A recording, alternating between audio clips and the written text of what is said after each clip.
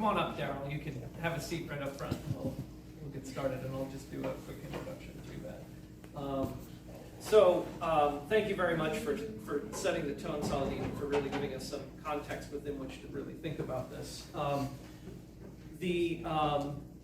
Today's presentation is part of our social justice speaker series.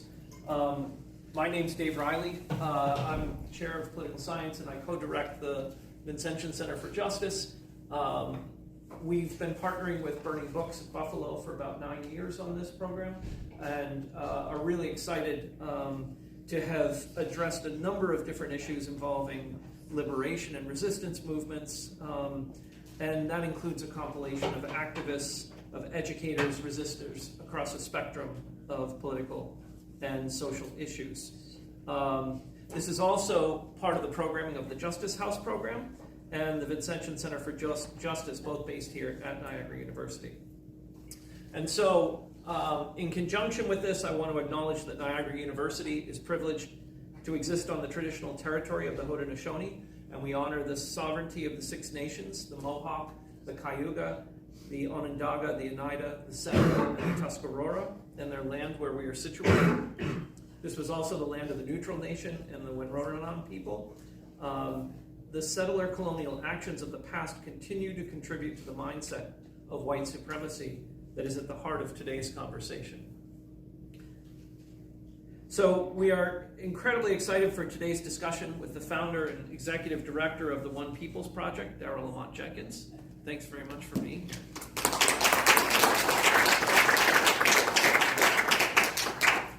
That's Daryle without the circle around him to identify who he is.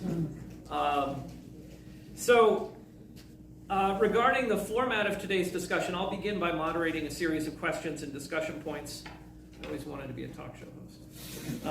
With the intent of highlighting a specific set of topics that will sort of guide us, but following that, there'll be time for question and answer with the audience. The importance of this topic cannot be understated, and as evidence, I want to take a moment to show a video of a neo-Nazi rally that occurred just this past weekend in Columbus, Ohio.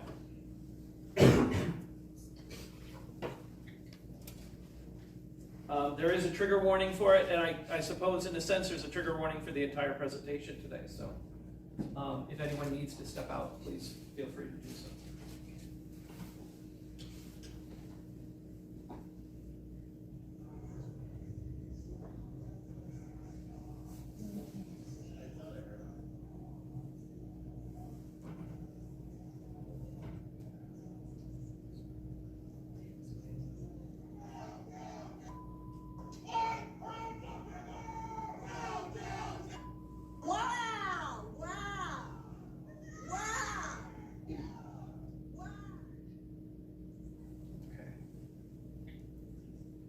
Need to belabor that.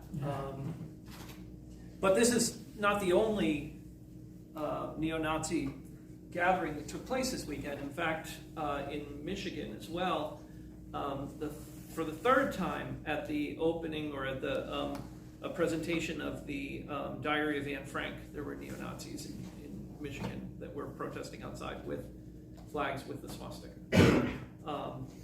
And then Daryle also, I think, annually attends a conference of white supremacists that occurred also this past weekend. Is that right? So could you talk a little bit about the scope of all of that? What does all of that mean to you? The fact that we're seeing these things emerging across the board in what appear to be increasingly larger numbers. Well, first off, I want to thank you for, is this on? It should be. First off, I want to thank you for inviting me. Doesn't sound like it. Before we begin, let's make sure you can hear me.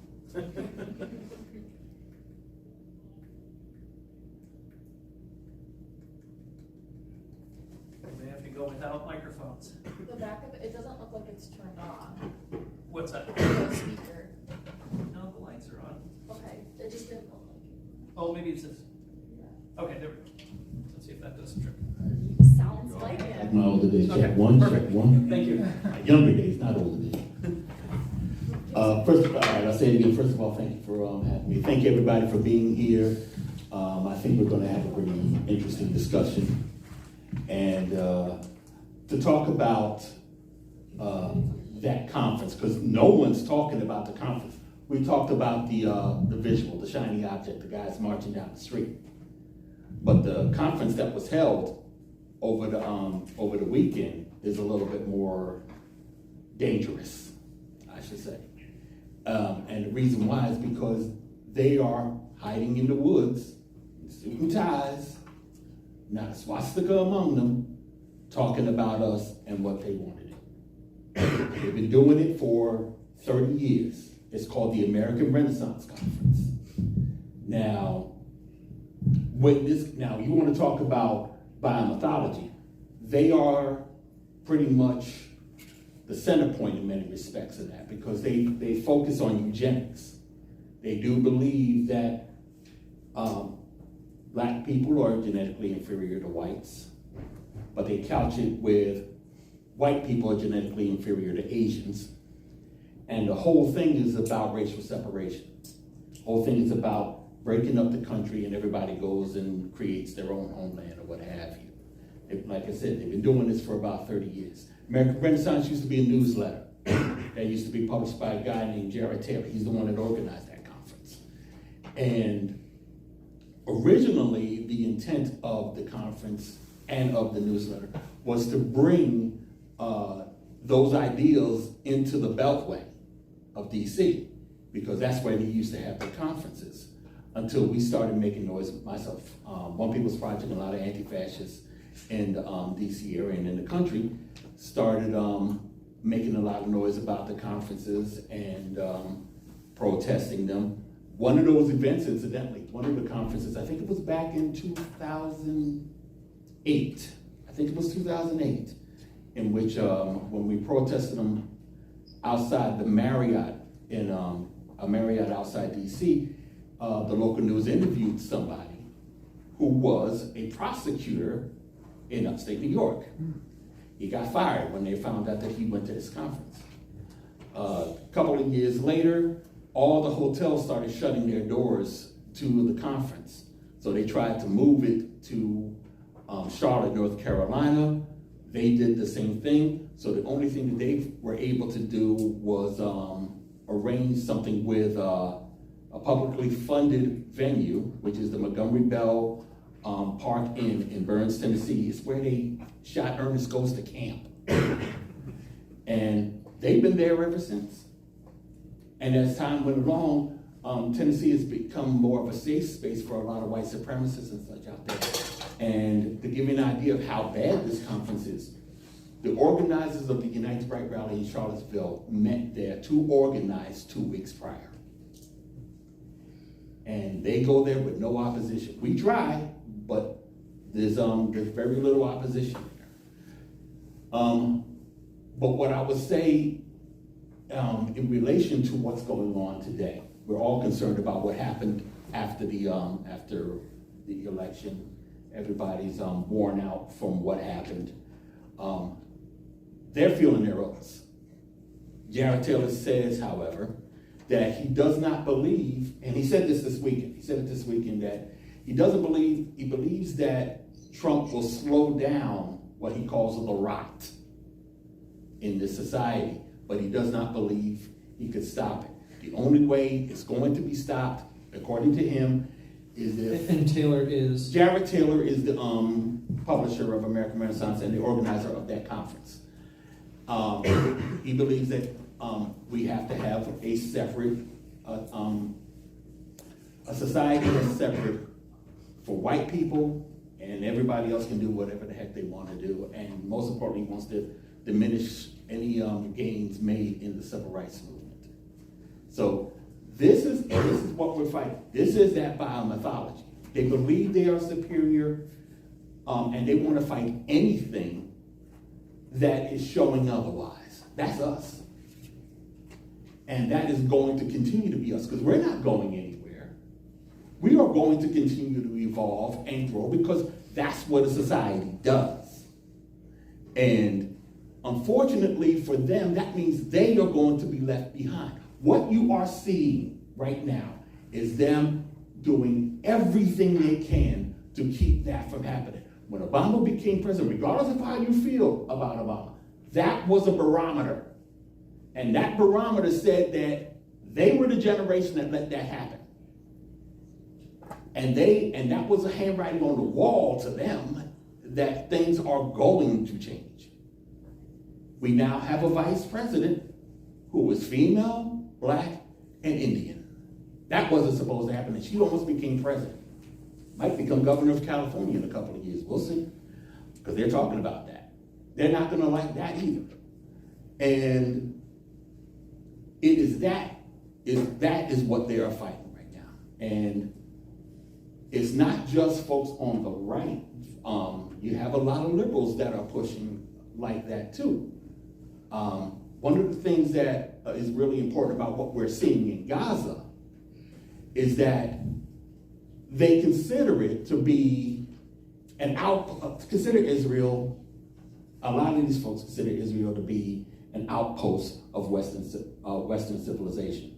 The only time you need an outpost is if you're engaging in trade or war, and there's no trade going on in the Middle East right now with Israel and Gaza.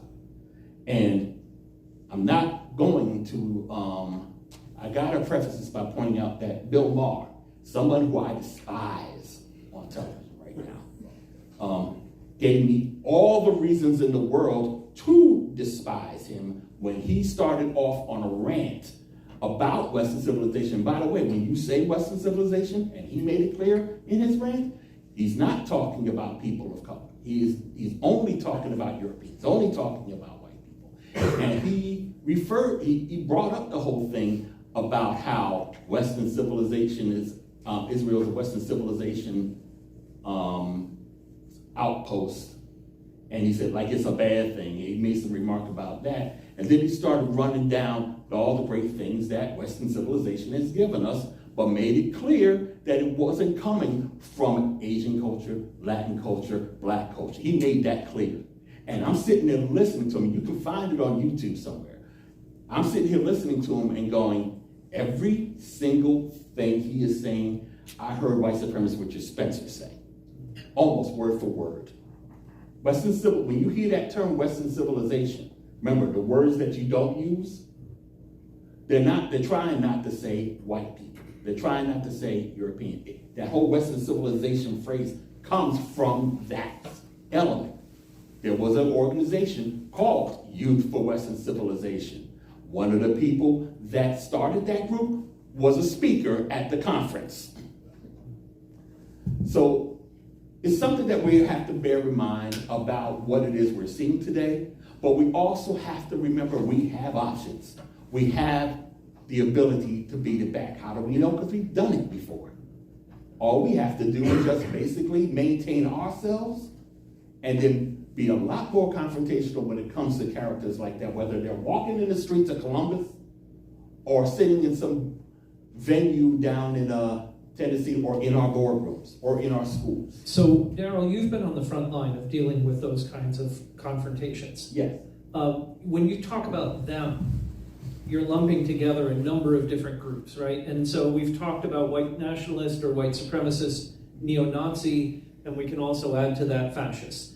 How would you distinguish those in terms of threat they pose or the way that you might engage them differently? Is there any distinction there, or are we talking about 6 of one, half dozen of the other? You know, there was a group back in the day called Refuse and Resist that said basically it's all one attack.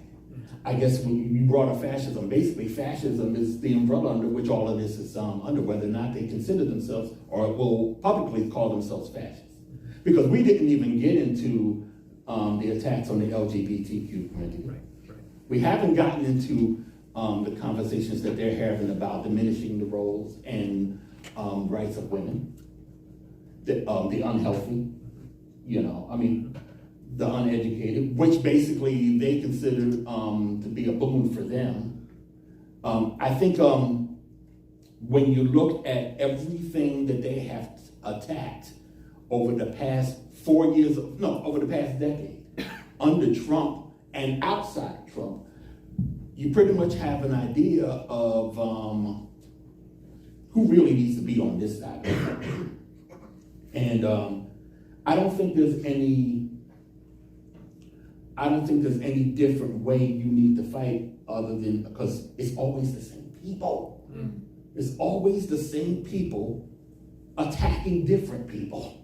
I mean, one of the things I got a kick out of when I first heard of Rush Limbaugh, for example, they promoted him in People magazine as somebody who makes enemies out of women, minorities, gays.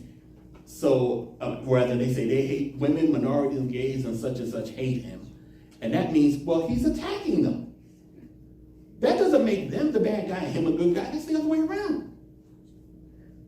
And that's the way you gotta look at it. You basically have, going into power yet again, or if they ever got out of power, people who want to destroy pretty much 3/4 of this country, 3/4 of this society.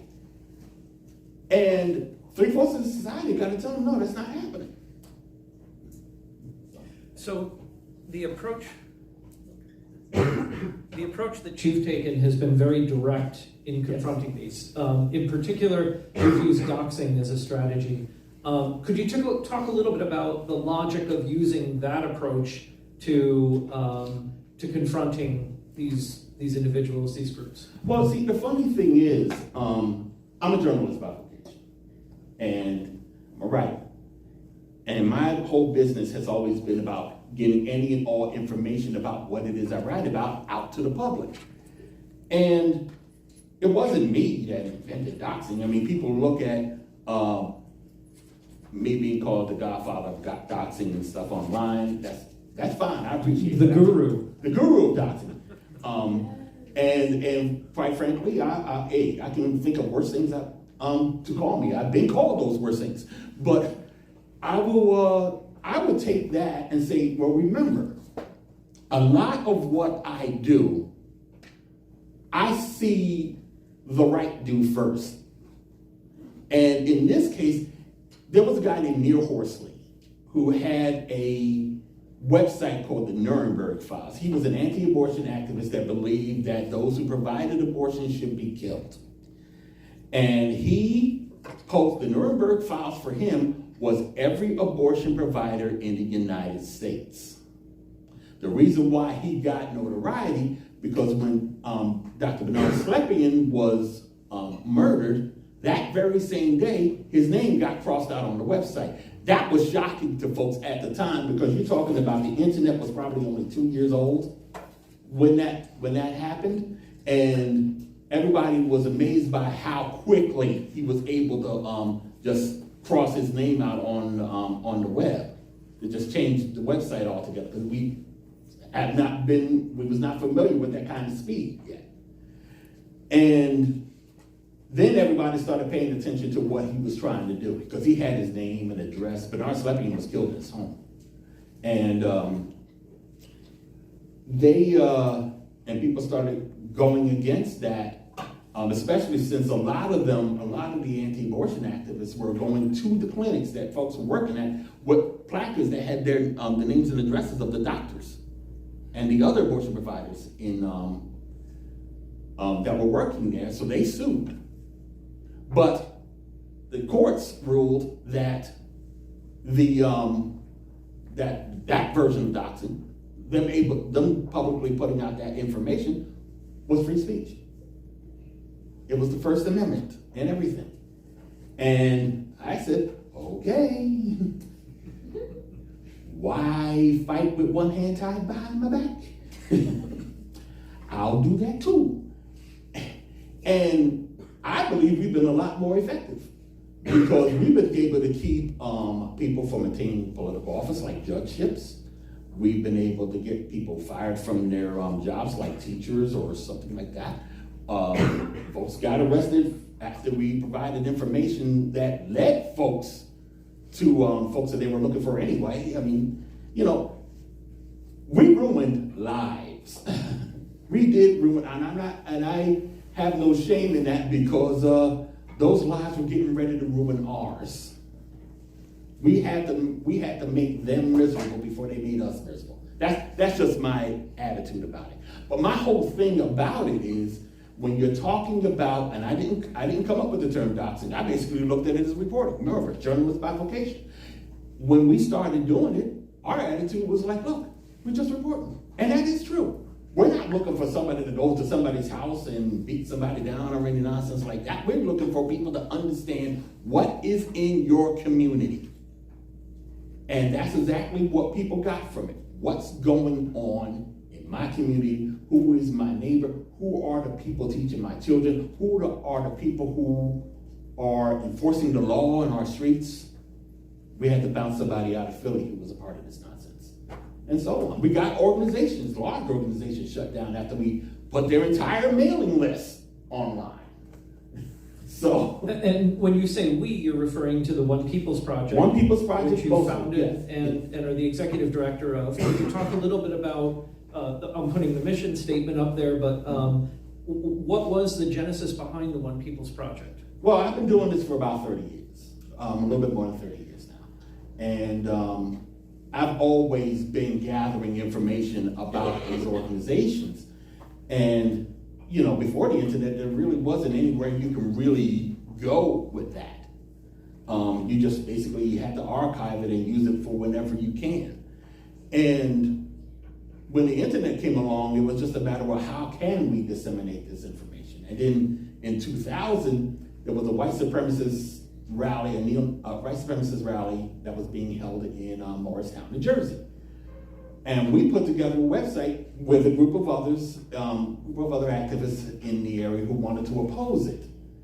And that was one of the first times you saw a website dedicated to going after, other than whatever the SPLC was doing. That was the first time you ever saw activists putting together a website to go after certain people, to say, hey, look, these folks are coming to town. Here's how we can organize against it and what have you. So we had little bios about the individuals that we expected to show. We had put out our plans and let people know what was going on. And after the rally, we kept that website going so people could know how to help out and how we could take this further. And eventually, what we called the event, called our counter rally the One People's Rally. So we eventually decided to just keep the website going and called it One People's Project. And we've been at it for 20 years. No, 25 years as of next year. 25 years. I'm old. So. And you're a 501c3? And we are a 501c3.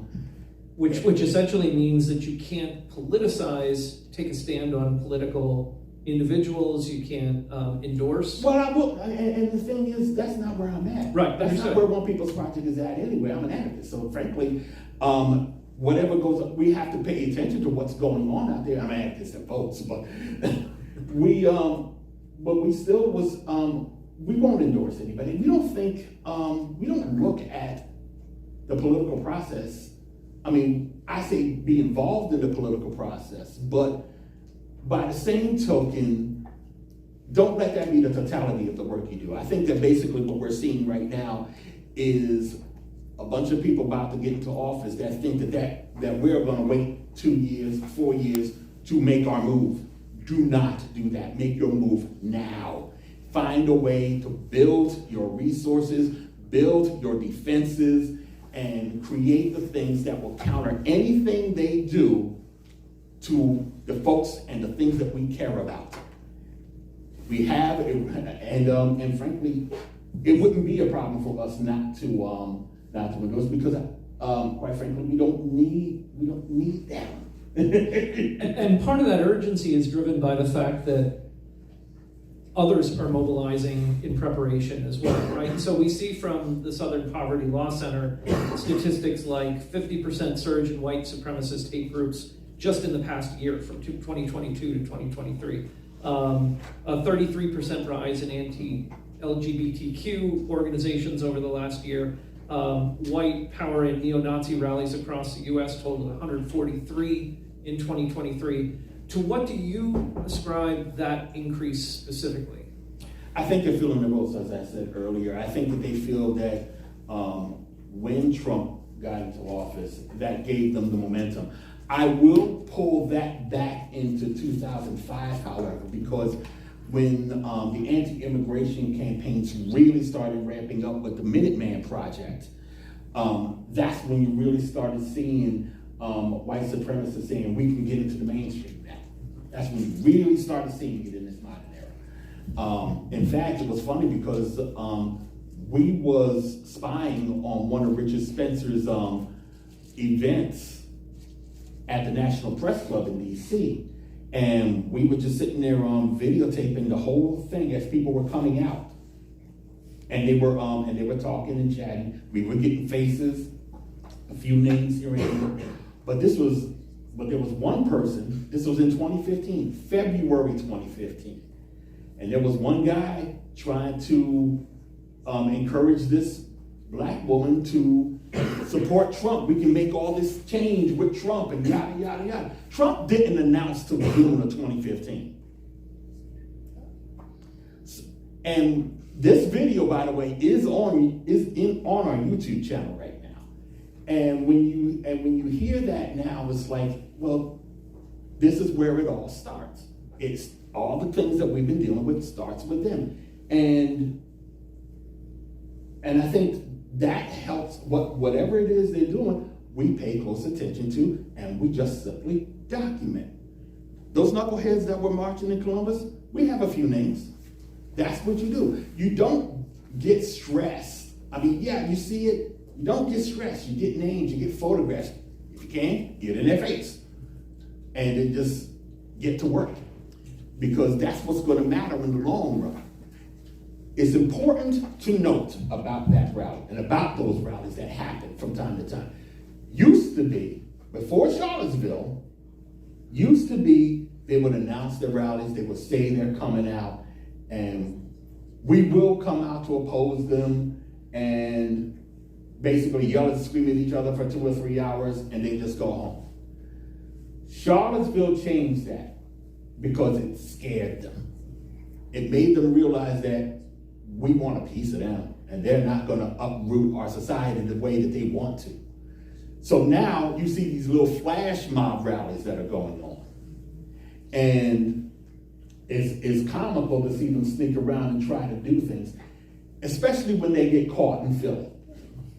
Because when Patriot Front tried that in Philly, folks confronted them. They didn't have to hear the announcement. They just saw them and said, something's wrong with this. What's up? Why are you here? And chased them off. Unfortunately, not even unfortunately, the cops pulled them over because they were driving in the back of a Ryder truck. By the way, if they're driving in the back of a Ryder truck, the cops should be locking them up in the first place.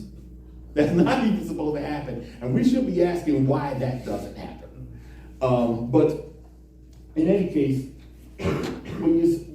their approach is to basically sneak around the whole rallies, sneak around and post some weird sticker on a lamppost or what have you. That shows you the strength that we have. We scare them, we diminish them by our presence. So their mission is to make sure that there isn't one. So the best way to fight them is on our timeline, when we want to. And that's why I say get the names. That's why I say get the pictures. What Antifa does is basically look them up and find out who they are. Incidentally, the leader of the group that marched in Columbus want to find out why in the world he killed a black man in 2015 and is out on the streets today. He is a convicted felon. He served 2 years in jail for assault after that. So, and we want to learn more. We want to know more, and we want to make sure, if you really want to diminish these groups, every time they come out, document. And so I imagine that there's solidarity work happening within not just your organization, but across different groups. Absolutely. Could you talk about the success of some different groups? So I have up on the screen, this is a faith-based group that was in Charlottesville in response to the events. That's one of our people right there. That's Beth Foster at the far right. That's one of our people. Right. And she, by the way, has put together a school. And that gives you an idea of what we can do as we try to build that better society and also build our defenses against whatever they try to do in the years to come. So I just wanted to give her a shout out. She's gonna love me talking about her on my screen. She'll probably be fine, but But So what groups are effective in confronting these issues? Who have you found solidarity and success in working together with? there's so many groups. I mean, I do work with Southern Poverty Law Center for one, but I think there's been groups like Political Research Associates and Center for Community, just basically to get information. But when you're talking about getting on the streets, there's I would say any various Antifa group that you come across locally, things like that. Surge is a good one. A lot of folks in Portland, Oregon. There's a few areas of the country that are small or no existence of any like opposition towards this element, but we reach out to those that are, and there's a lot of individuals in just even the smallest, more rural areas that are saying we can change it. Beth speaks to that. Beth lives in a rural area, and she is trying to make things happen in her area. So you mentioned Antifa. Before we get there, Antifa. Sorry, Antifa. That's yes. how you pronounce it. Thank you. Sorry about that. So before we talk about Antifa, could you talk more generally about the ideology that drives your vision, your strategies, your tactics? I think basically the ideology is primarily it's a very simple thing. We are all here working to build something, a society that we can all live in fellowship and in peace. But unfortunately, there are folks that are preventing that, and we have to take them on. And we can take them on. We can have a better world. We just have to fight for it, unfortunately. And I say unfortunately because there are elements out there that do not believe that we can have a better world, or rather, the world that we believe will be better won't be better for them. And they are dedicated to destroying those that they consider to be a threat to what they have. So our business is to basically fight those characters, and we do it not just like in the streets where we're just meeting up with a bunch of Proud Boys and slapping them all over the place, but just simply with education, with information, with understanding of what the world looks like. And that's one of the reasons, incidentally, why I even have conversations with a lot of the individuals that come from those circles. And those conversations have even resulted in them getting out of white power circles or racist circles. There's a movie out there called Skin that is the story about one of them, a guy named Brian White. And Mike Coulter, who plays Luke Cage in the TV series, he played me. And very well. I mean, granted, he has a 0% body fat, and I make up the difference. But It's what's up here. Yes, it's all what's up here. And incidentally, I should say something else too. There's also a short film called Skin that was produced and directed by Guy Tibbs, who also directed the feature film Skin, which you can find on HBO streaming and Showtime streaming. Skin is a different animal. The short film Skin is a different animal, and you can find that on YouTube. I'm a consulting producer. Brian Wright is a consulting producer on that, and we won an Oscar in 2019. So. So you mentioned being an anarchist. Before we talk about Antifa, let's talk about what it means to engage in anarchic thought. And one of the particular pieces that I want to sort of touch on is mutual aid, which I think is a part of that. Could you talk about how that motivates the approach that you take in working with others? And you mentioned the education, the outreach. How does that all play together in building community? I think, and bear in mind, when I talk about me being an anarchist and talk about anarchism, talk about it from where I naturally go in my life. I don't read Bakunin or any of the well-known anarchists that you may know. I got an understanding about where I was politically and mentally from a production back in 1980, produced in 1980. It was a PBS thing called Anarchism in America.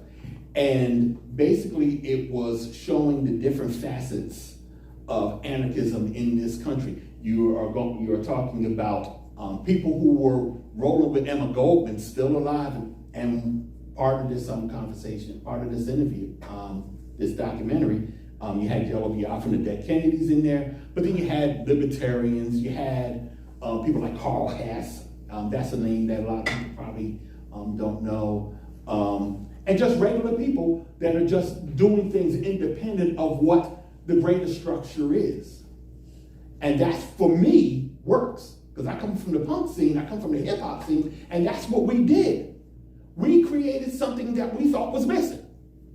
And just going in that direction made me realize, yes, that's me. Because when you talk about mutual aid, when you talk about what I was saying before, we have to build new institutions, we have to build our own resources and build our own defenses, that's what this is about. Incidentally, if people ask you what Occupy was about, that's what Occupy was about. Because when you talk about Occupy Wall Street, it was folks that did not trust a corrupt political system, but knew that we had to address the problems that we had in today's society. And they looked at what the source of that, those problems would be, and they said, the banks, the people that were funding that corrupt political system, the people that were funding our troubles. And we focused on that. And we focused on how much we could build ourselves up as the 99%. We have to maintain that mentality, because I guarantee the 1% did not like that. When you ask about if you were to ask Mussolini what fascism was, Mussolini told you that fascism was a merger between corporations and the state. You know, like billionaire Donald Trump, billionaire Elon Musk, billionaire Peter Thiel. Where are we today? What's going on? Why are oligarchs getting ready to run roughshod over our rights? People who say that they don't believe in democracy. Peter Thiel said that. You know, what's going on right now is not just a response to Barack Obama or what have you. It's also a response to Occupy in many respects. We were the ones that were really getting hot and heavy, calling for a raise in the minimum wage. But we got knocked back after a couple of months, and all of a sudden the Democrats come up with Fight for 15. Nice campaign, but you're in the position to give us that 15. What did you do, Christian cinema? With a curtsy, no less. So when you talk about, I can't go. I think I just went off the rails here. I just lost my train. So let me bring it back a little bit. Let's talk about Antifa. Yes. And so, there's a lot of misconception. I think in many ways, the battle is being fought around clearly defining and being able to explain why Antifa is so important in society today, right? Trump has already said, obviously without any ability to advance this, that it would be named a terrorist organization and so forth. It is a very loose affiliation with lots of different orientation. How do you respond to, what are the most important misconceptions that need to be corrected about Antifa? We're not an organization. Yeah. We're not an organization. I mean, anti-fascism is a belief. Anti-fascism is an ideology. And they say the same thing about Black Lives Matter. They want to make Black Lives Matter a terrorist organization. So basically, they want to label you a criminal if you're anti-fascist and believe that Black Lives Matter. So when when you hear that, you pretty much know what you're dealing with. They are trying to stifle your thought. They're trying to stifle your beliefs, trying to stifle what you say. And that's the only thing that matters to them. Remember, when you hear people like Peter Thiel talk, they complain about democracy. They say that there should not be democracy in this world. They do not want us to function as the society that we have, because it is not compatible to their bottom line. So that's what you deal with. So let's talk then about where things go next. What do you envision for Trump's second term? What kind of obviously there's Project 2025. Correct. And that's a critical concern because of what's already been revealed about it. But is that where you spend your time worrying, or if you do spend time worrying? Well, I spent my time worrying about it when Project 2025 was Project 1994, the Contract of America. You know, and Newt Gingrich's nonsense when they did pull that stuff 30 years ago. You know, Heritage Foundation has been on this theme ever since Heritage Foundation started. So Project 2025 is just basically putting it down on paper for everybody to talk about. It's nothing new. It would have been Project 2028 if Trump lost, and it still will be in 2028. Because here's the fun part. You still have to go through us. And no amount of presidency, no amount of power in Washington is going to stop the vast majority of us in this country from doing what we need to do to maintain our rights and our freedoms. How do we know that? Trump tried this the last time he was in. Trump tried to do a lot of this the last time he was in. Do we have to protect ourselves? Do we have to protect our people in the process? Well, that's the point, yes. There are going to be people hurt, unfortunately. We are going to have to make it our mission to lessen that number as much as we can. That's what we need to talk about. We know what Trump wants to do. We know what his people want to do. We have got to make sure the answer is no. And the answer will be met aggressively. That is what we have to start getting together and talking about. How do we stop them? And that's one of the reasons why I say don't wait 2 years from now. Don't wait for 4 years from now when it's time to get into the voting booths, because we don't know how that's going to turn out. We don't know how that's going to turn out. We need a guarantee. We need a guarantee that we are going to be fine in this country. The only way we guarantee things is if we take the bull by the horns right now and make sure that everybody is on the same page in beating this nonsense back. Who knows? We might be able to kick him out before 2 or 4 years from now. We might be able to keep it from happening before they even get in there. But failing that, we're going to do something to make sure that they don't hurt us in the process. Whether or not it's fighting them folks in Washington or the little underlings in the street like we had to do in 2016. Remember, Charlottesville was Trump's people. I mean, I think my first Make America Great Again, the first time I ever saw one of those was at a Richard Spencer rally. So that same rhetoric goes back to 1994, but it goes back much further than that as well, right? Yeah. And so we can look even at Dr. Seuss, Ted Giesel, in the 1940s, satirically referencing this and talking about the United States position as fostering fascism, as fostering the potential for this kind of white supremacist neo-Nazi future. This is a long line of defense that we've engaged in, and so I think your point is really well taken in that context. Is there anything specifically different about it today? Really, there isn't. There really isn't. And I think that's done by design. I mean, one of the things that is important is that after World War II, what do we go to afterwards? The Red Scare. McCarthy. McCarthy's nonsense is looked upon with scorn today. But what people don't recognize is the fact that McCarthy was a seed that today's conservatism has grown out from.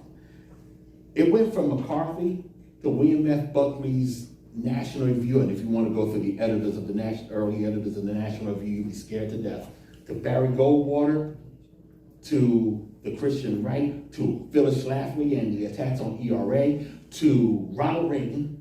And when Ronald Reagan got in, that changed everything, because here's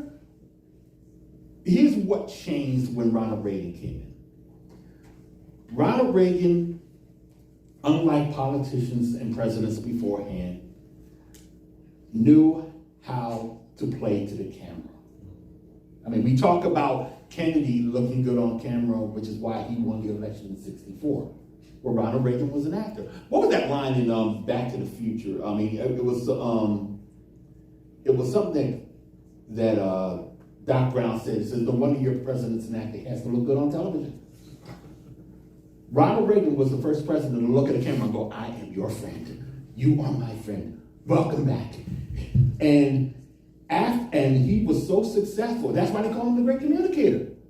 He was so successful at it that now a lot of today's politics are based on looking good, playing up to a camera, playing up to social media, and not doing real work.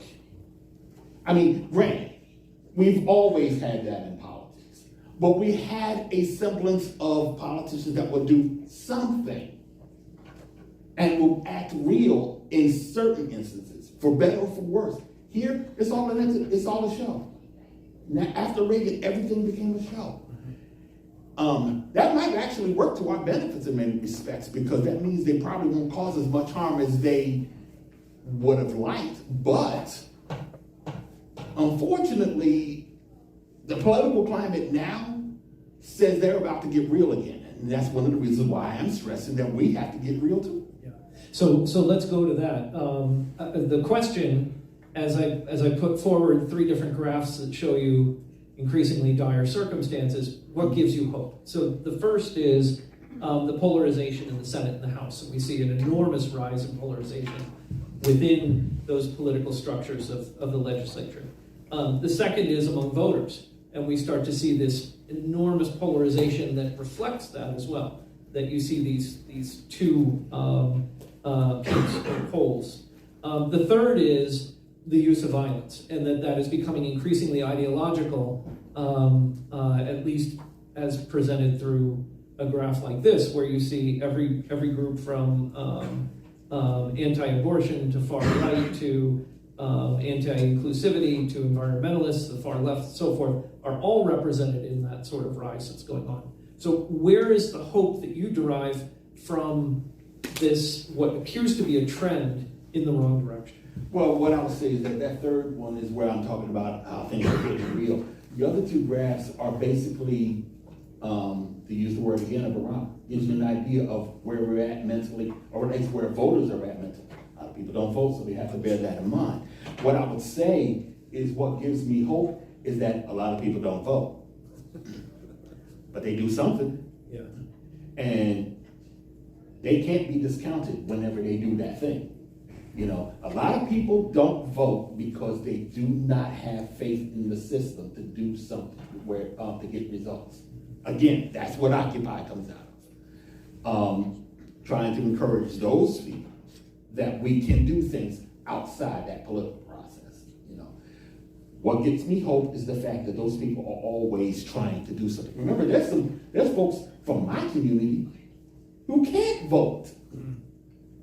But they want to be out there trying to do something. In fact, I talk to folks in prison all the time who are trying to do something. And why they're in prison is neither here nor there. The fact is, they want to produce something that makes the society better. And they're not going to be counted in those first 2 graphs. Right. And there's more of them. There's more of them than the average voter. And I think that if you want to see hope, you go to the folks that are trying to be out, not even trying to be, are outside of society, so to speak, because they're going to be the ones that say, you know what happens if we do this? This. Yes. Well, that depends on how the situation is. I will tell you that she had a lousy life after. I mean, she was not well as time went along. And she died young. She died in her 40s. Having said that, I shed no tears for the guy she hit. He killed people. Mm-hmm. So frankly, try your best to keep it from going to that. But if violence is going to come your way, you got to be prepared. You got to be prepared, because that's all they talk about these days. And after what we saw, remember that things have been relatively quiet over the past 4 years. But the 4 years prior, we had all kinds of fights going on in Portland. We had Charlottesville. We had January 6th. We had Huntington Beach. I mean, every time I turn around, there was one fight after another. In fact,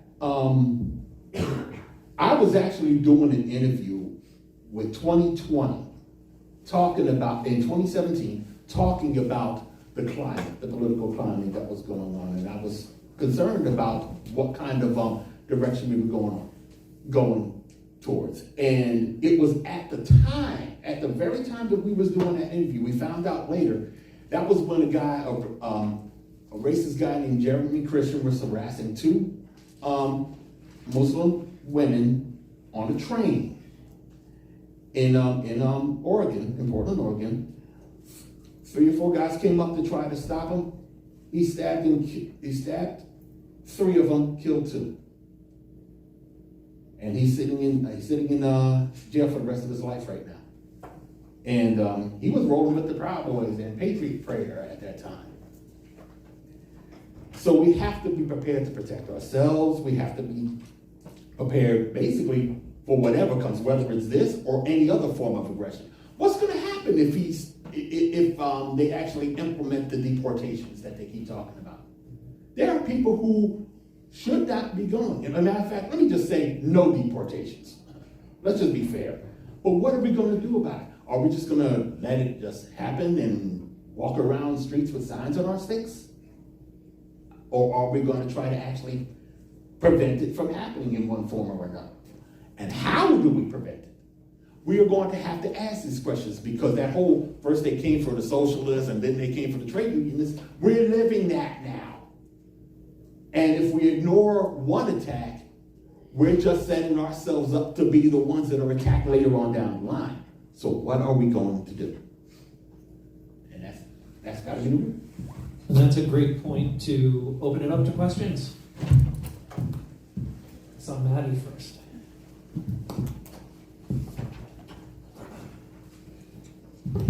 Hi, it's such a pleasure to meet you. I actually saw your film Skin a few years ago, and watching it for the first time,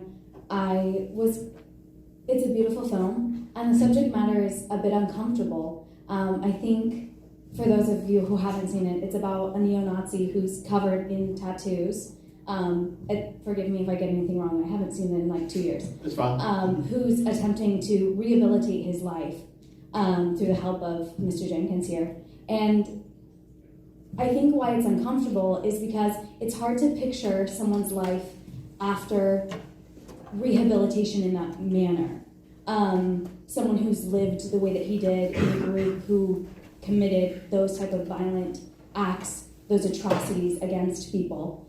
How do you visualize people who are trying to walk away from fascism and participating in those type of movements? How do you visualize them reintegrating into society and being productive members further on? Do you think that's possible for those people? Absolutely. It all depends on that person. And I think one of the things that you have to remember, and I'm glad you brought up Skin, because it gives me the chance to make this point.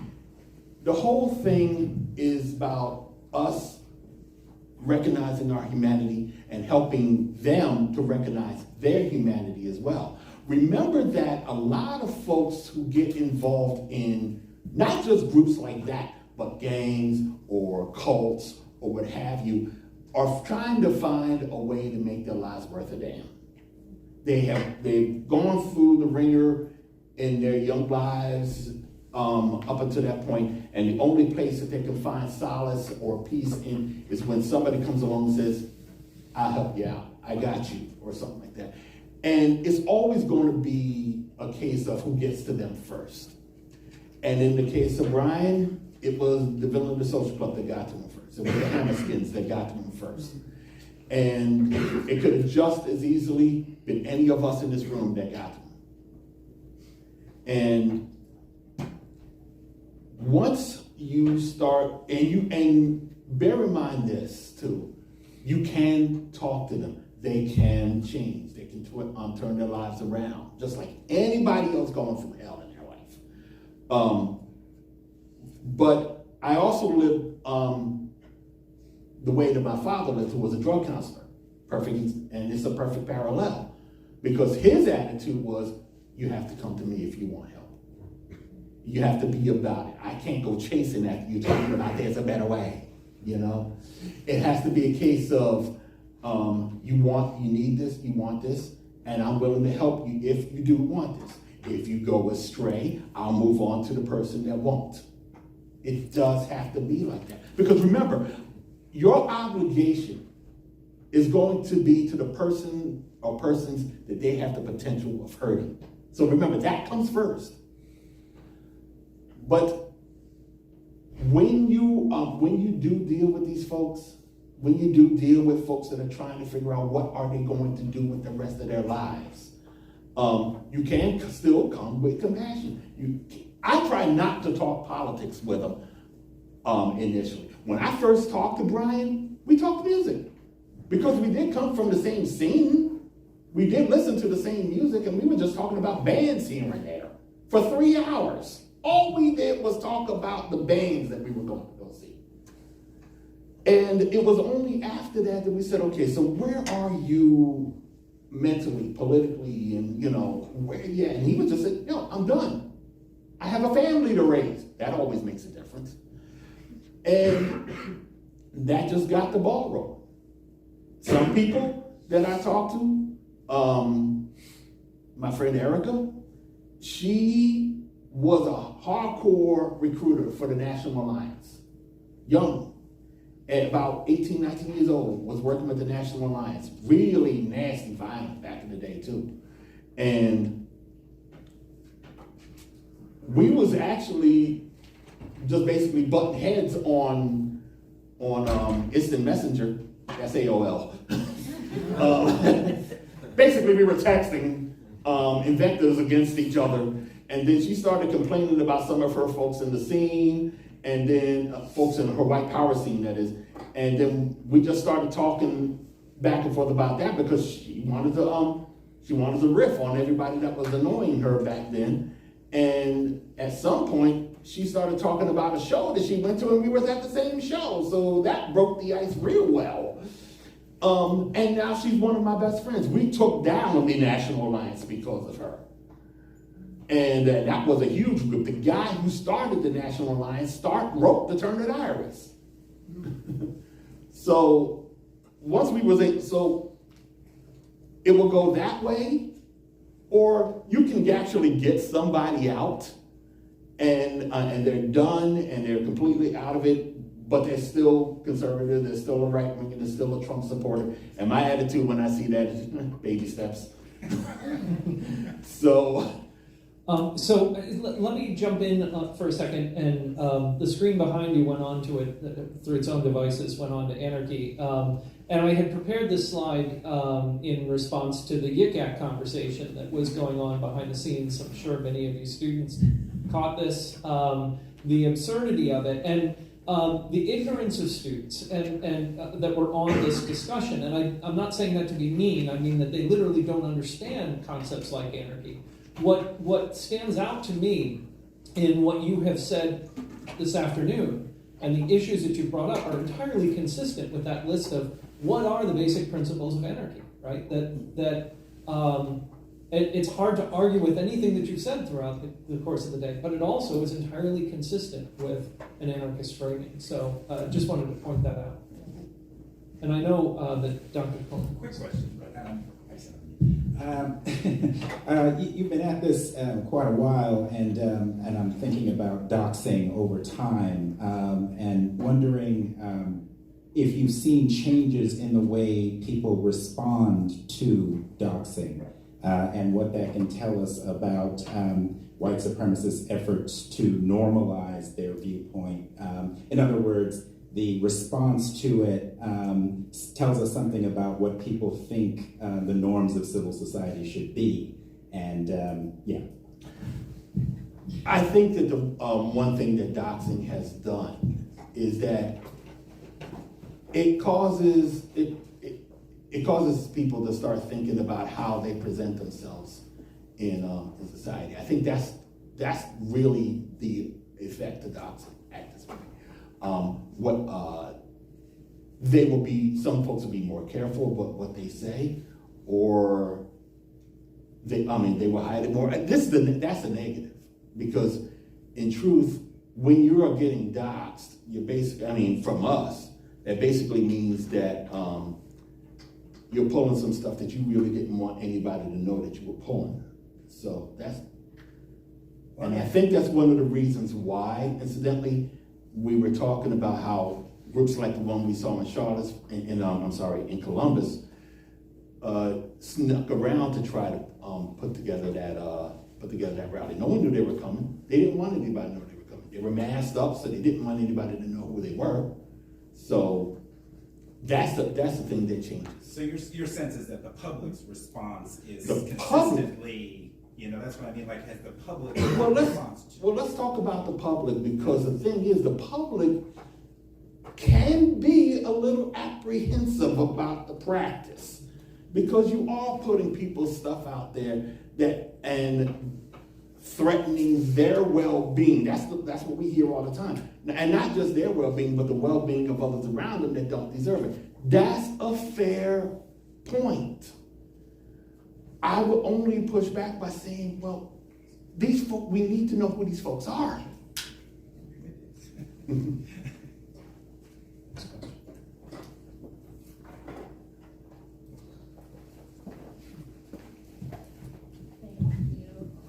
First off, I'm sorry I'm loud, so I need to pull it back here. I really enjoyed everything you have to say, and it's really great hearing from you and all the work you're doing. But I want to know more about one, how could we get involved in your organization, if that's something that we're interested in, or how can we get involved in putting fascists and white supremacists on the spot, and what are your particular favorite methods of doxing? My favorite method of doxing is going into their natural habitat, which usually means a courtroom. And I'll tell you flat out that because basically when you hear about them going to court for any reason whatsoever, you can get any and all kinds of information, and I always love that for them. So I remember one time I was sitting in the courtroom for one guy. They actually beat each other up, and they got arrested. And I'm sitting there in the courtroom just watching, and the judge asked them where was he living, and he had to tell them in open court. And their attorney, who by the way was my landlord, was a little upset about that, and he sidebarred the judge. And the next thing you know, remember, I didn't involve myself in the case at all. But after court was done, him and the prosecutor had to talk to me and just ask to just be mindful that they might have heard some things. Please be careful of the information that you put out and all that. I can't tell you what to do and what not to do, so on. I was Mamia's lawyer, so remember that too. And it turned out that because I found out from another guy who was in the group that I helped convert, he told me that was their headquarters for the entire group, and that was one of the reasons why everybody flipped out, because it exposed that. So that's what I'm talking about. That's one of my favorite places to go doxing. But to answer your question about how to get involved, you know, we're journalists, we're researchers, we're reporters, and we always look for people who want to try to contribute stories and things like that. So if anybody wants to write about various things, feel free. I got a few cards in my pocket I can give y'all. Just don't call the number because the number doesn't work. But aside from that, we're always looking to do outreach. We're always looking to do events like benefits, and we have not done that because we didn't have the people. But it's probably time to start doing events, doing anti-fascist events to get people out who are not in this room right now, who are in these communities, have anti-fascist block parties or something like that, and just make people aware of that you are not alone, that you don't have to be afraid anymore of what's coming down the pike. You know? So if anybody wants to work with that, work in any regards with one people's projects, come talk to me afterwards. Yeah, so it's like a two-part question. When you talk about being prepared, number one, what was one of your experiences that was the most violent experience that you had? And then number two,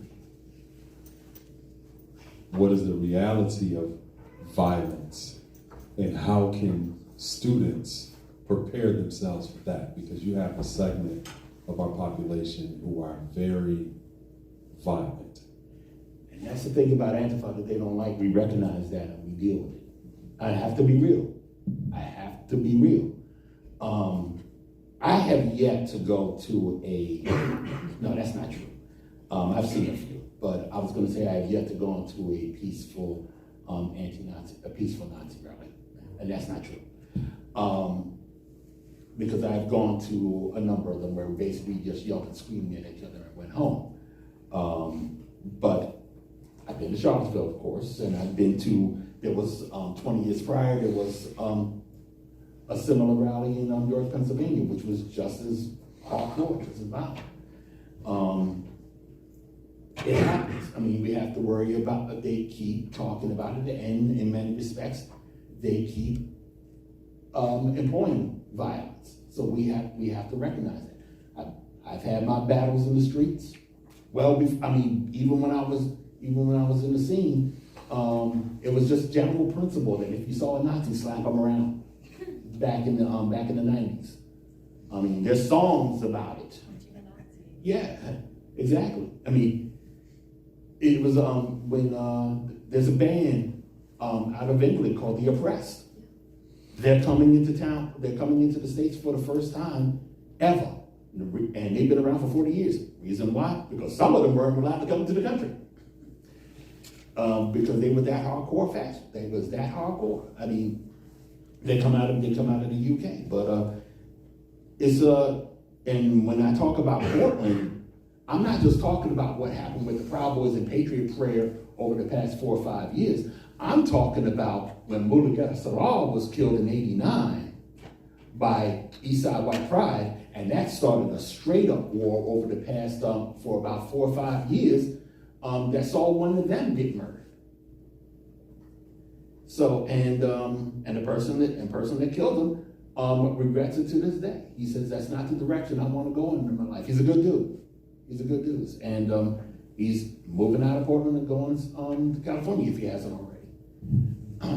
But, you know, it's a part of it. It's a part of it, and we simply have to recognize it's a part of it. And at the very least,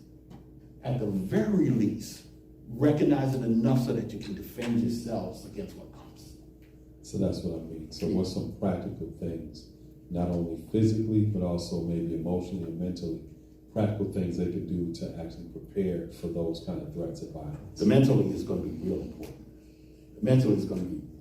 important. I think that's one of the reasons why I wanted to come out here today. If there's any reason why I want to speak to everybody today, is to make sure that everybody's taken care of head. Because the truth of the matter is, everybody is afraid of what's coming over the next year. And you do not want to just go off half-cocked over the next 4 years. You want to be able to focus, you want to be able to think rationally about how you are going to deal with situations like this. Because if things did get violent, say here on campus, if things popped off,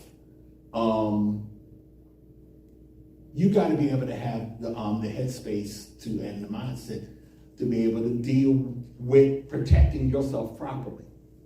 You don't want to put yourself in a bad situation just because somebody else is acting ridiculous.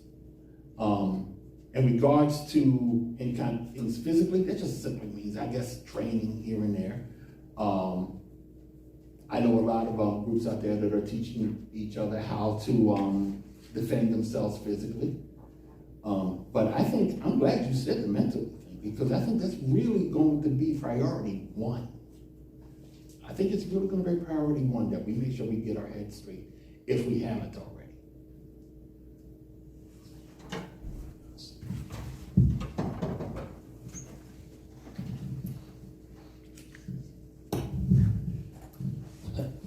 So I was just wondering, when it comes to anarchism, do you believe that, like what's up on the screen for anarchy, do you believe that that's politically attainable in the US? And if it is, how do you think we should work to getting there?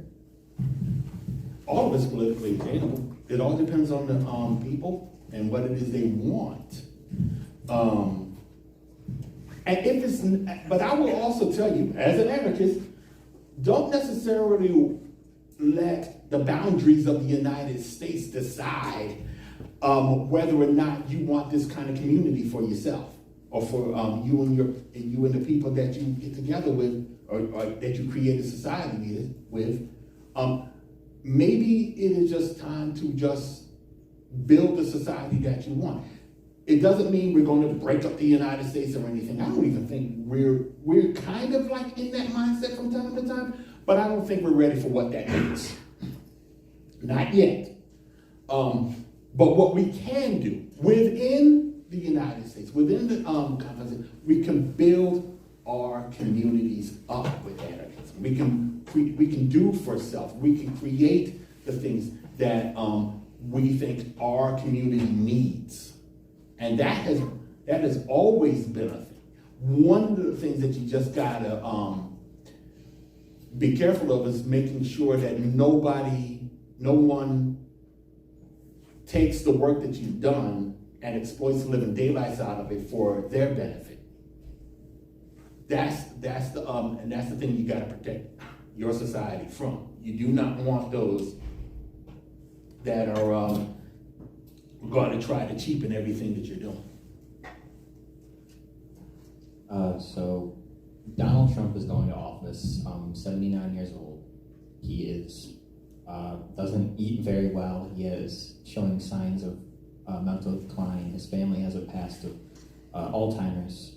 So it's likely that he may die in office. And if he does, what do you think, if he dies, do you think that will cause a significant shift in the current far-right movement? Or do you think they'll try to kind of find a new leader or a new symbol?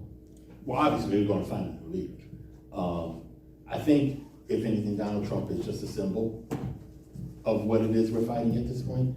But I'll be honest with you, I think ultimately the people that we are going to have the biggest problems with, and have the biggest problems with, are everybody around Trump. Beyond Trump, when you're talking about not just his cabinet, not just the people that he appoints, but his supporters, his people like the Heritage Foundation, folks that have been doing this even before Trump got political. Those are the people that I think we need to worry about, because they've been doing this for a very long time, and they're the ones, as I pointed out with the whole, from McCarthy to Trump thing, they're the ones that have been angling for any kind of way to advance their agenda for the past 40, 50 years, 60 years even. I mean, why else would they support someone that is everything that they said a president should not be? Everything they said a president should not be. they support it. It ain't about him. It's about them. It's about their agenda, and he's just an avenue. That's all he is. Okay, we'll take one more question.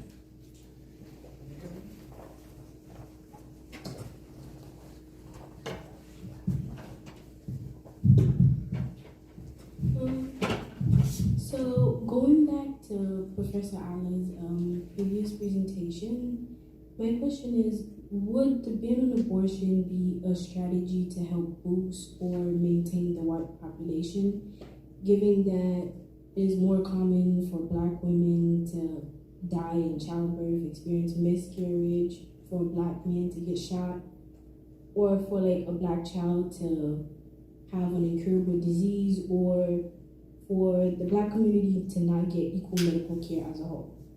I'm misunderstanding. What was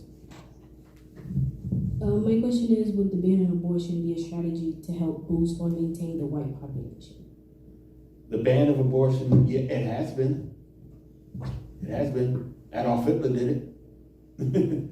It's always, I mean, matter of fact, they remember back in the day, they even encouraged sterilization of those that were not white. In fact, we keep talking about Jared Taylor from American Renaissance.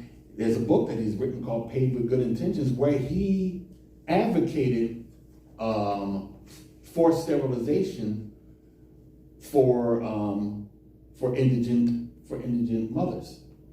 So now you take into consideration abortion, and their attitude is that only people of color should be afforded abortions while white women should not.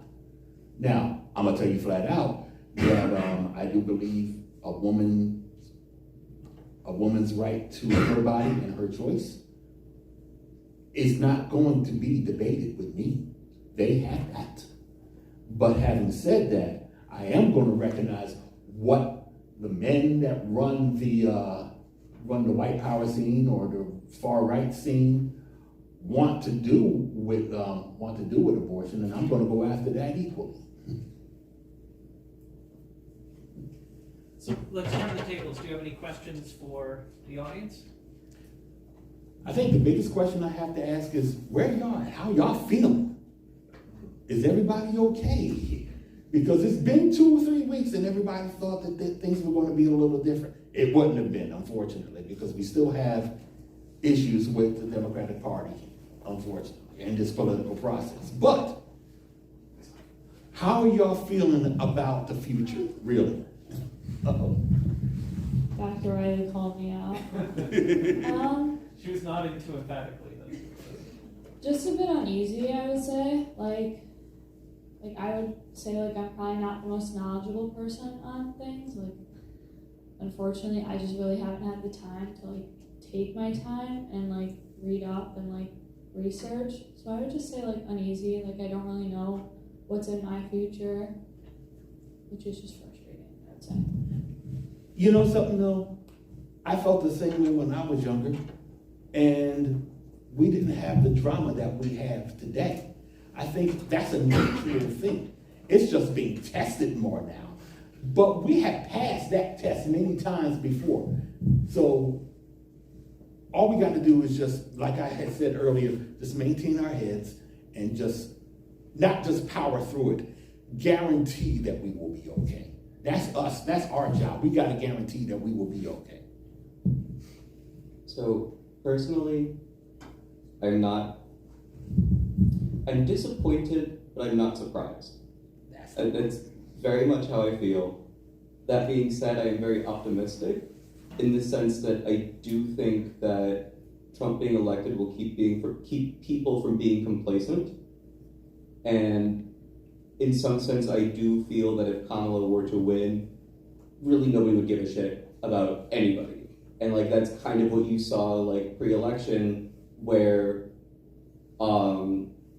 Palestine was seen as the big thing that we did not want to talk about because we were afraid of it stealing the election away from Kamala.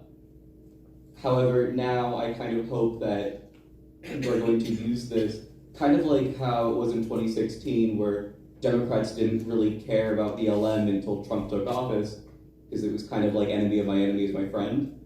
So I do feel optimistic about that. But then you also do have Democrats and just liberals in general who are incredibly racist without saying that they are, just pretending like they actually care. And like immediately after Kamala lost, you had all these liberals blaming minorities who were not the reason that she lost.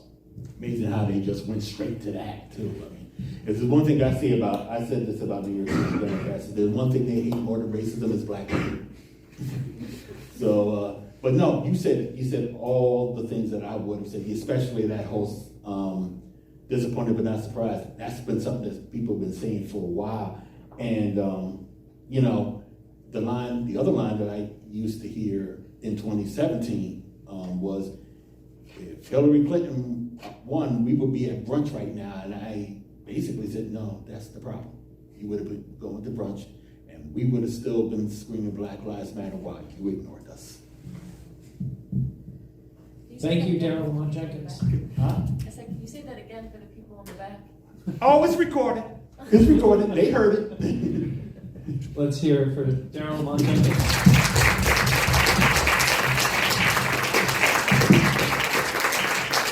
Thank you tremendously. You gave us a lot to think about, covered a lot of scope and depth in your answers, and really offered us a lot. So thank you so much. Thank you. Okay, for those in the class, we'll take a 5-minute break and then come back and reconstitute for some last thoughts. For the rest of you, thank you for joining us. Have a great night. That's all.